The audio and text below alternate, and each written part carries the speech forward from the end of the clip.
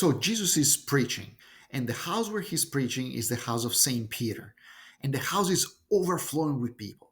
There's people coming from everywhere. There's even Pharisees there to listen to this good news, this new thing that has never been heard before. And the house is really overflowing, people pushing to enter. There's no space at all in the courtyard. And at that point, this happens. Mark 2:3. Let's read. Kai erchontai pherontes prosauton paralytikon airomenon hupo tesaron. The verse is very simple, it's very short. There is the principal verb here, introduced by this kai, which is the usual conjunction and the subject is understood as a sort of they, like people, all these people that are trying to reach Jesus inside the house. And then you have these pherontes, which is a participle connected to the principal verb. And there is this prepositional phrase, pros auton, which indicates a movement towards Jesus. Okay. And then you have the object, the direct object, paralytikon, this is your object. And then there is some another participle, airomenon, in the passive form. So it's a passive participle connected with the object. And the people that perform the action received by the object in the passive form is given by this prepositional phrase, hupo, which is sort of by somebody, right? And so these are the ones performing the action that is received by the object in the passive form. All right, now that we understand the grammatical structure of the sentence, we are ready to translate it. As we said, kai is the conjunction and that introduces the sentence, and then there is the principal verb erkontai. So this ending ontai tells us that this is a present tense, and it's the third person plural, so it's a they. Okay, and the verb is a verb that we've seen so many times so far. It's the verb erchomai, which means to go or to come. Okay, and so in this case, from the perspective of Jesus in the house, this is a coming. Okay, so there's some people coming. All right, so literally this means and they come.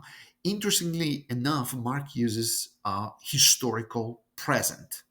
Okay, Mark does this all the time to make the action more lively. And they come. And together with this, we find these participles, as we said.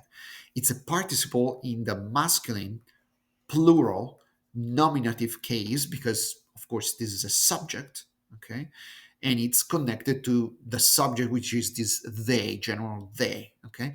The verb is the verb fero, which has a corresponding one in Latin, similar, fero, which means literally to carry, okay? To carry, right? It's a very important verb. It's usually a verb used for objects or animals. So people carrying objects or carrying animals.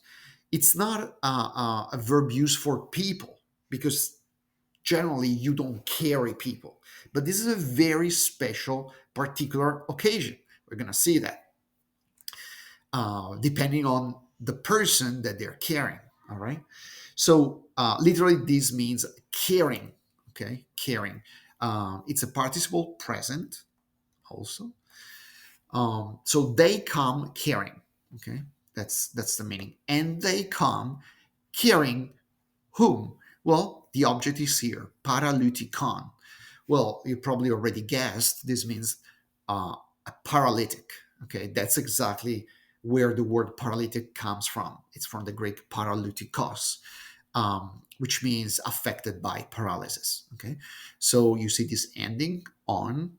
Is it an object, direct object in the accusative case, masculine singular? Okay, so and they come bringing a paralytic pros auton. We said that this is a prepositional phrase. You have the preposition pros that we have encountered many times, which indicates a movement toward, toward the place, but usually it's up to a point, not entering. Okay, because in this case they're just saying that these people they're carrying a paralytic person toward Jesus. Okay, so we could translate here simply as to, and auton is in the accusative because it's needed by the preposition. Pros wants the accusative, and this is the accusative masculine singular of the personal pronoun, so him, where him is Jesus. Okay, so if we put everything together so far, we have, and they come bringing a paralytic to him, meaning Jesus. And then we have this participle that you see ends in on, which agrees with this on, which tells us that this participle is actually connected with the object. And actually, this is a present, again, participle, but in the passive form. Okay, the verb is airo. Okay, which is a simple verb that means to lift. Okay, to lift or also to carry, to lift up. Okay, so lifted, literally lifted. Okay, in the passive form. So this paralytic person was lifted, who Paul and now Mark tells us by whom. Okay, so after a passive, you have usually this prepositional phrase introduced by the preposition hupo, which in this particular case means by, carried or lifted by tessaron. Well, tessaron is a number. It means four. Okay, in this particular case, the case omega nu tells us this is a genitive plural, because hupo after a passive wants the genitive. So hupo by the genitive means by somebody. In this particular case, Mark wants us to know that there were exactly four people carrying the person. Now, I wanted to show you something that is very interesting. This passage in Mark is actually recounted also by Matthew and Luke. So all the three synoptic gospels tell the same story. It's a pretty famous story of people bringing this paralytic to Jesus. But we can see the layers from Mark to Matthew and from Matthew to Luke, how the different evangelists give a little bit of different perspective on the same story.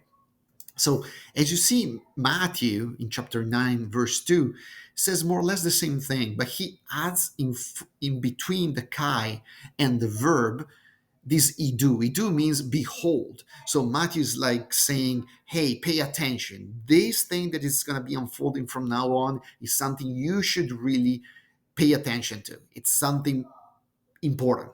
Okay, so he puts that idu there. And then he simplified these ercontai ferentes. They come bringing, and probably Matthew says it's redundant to say that they come bringing. We could just say they were bringing. So he uses this prosepheron. They were bringing to him, different form, prosauton, auto is the same thing to him. Then he uses the same paralytikon, so a paralytic. And then Matthew adds this particular epiclenis, so on a palsy, on a mat, on a stretcher, right? And Mark doesn't say that these four guys were bringing the paralytic on a stretcher, because it's pretty obvious, but Matthew wants to make it pretty clear that he was beblemenon, he was lying on a stretcher.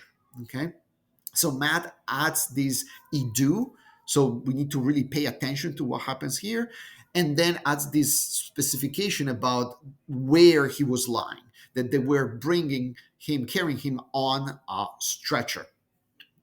But he doesn't mention that there were four men. Okay, only Mark mentions that there were four. Now comes Luke, and Luke drives from both Mark and Matthew and puts everything together. For example, he uses this formula kai idu from Matthew, okay, and behold, and he says andres, people, man bringing, okay, man bringing, and he uses epiclean as the same. Okay, so he gives the same detail on a stretcher, bringing on a stretcher. And pay attention here. Look, instead of just using the simple terms paralytikon that both Mark and Matthew use, paralytic, he uses a whole long expression that basically says the same thing. Anthropon, meaning man, a man, hos, who, and was parallelumenos, paralytic. So instead of saying paralytic, he says a man who was paralyzed. Okay, that's interesting. Why doesn't Luke uses the simple common term paralytic? Why does he use all these long phrase that basically says the same thing? This is so fascinating because Luke is a doctor. He's a physician. Luke is the companion of Paul, the dear physician that Paul talks about in the letter to the Colossians. And here you can see it in his gospel. He doesn't use the common term that people use for a person that was paralytic, which was paralytikon, paralytikos. He uses the medical expression, okay, which was used consistently among all the physicians in the antiquity, which is the verb to be paralyzed. So the doctors usually use technical terms, okay, and this you can see it. Instead of using the common term paralyticos, he uses the whole expression that's used in in the medical environment, okay, which is a man who was paralyzed. This is so fascinating. From the way the evangelists talk and write, you can actually infer their profession.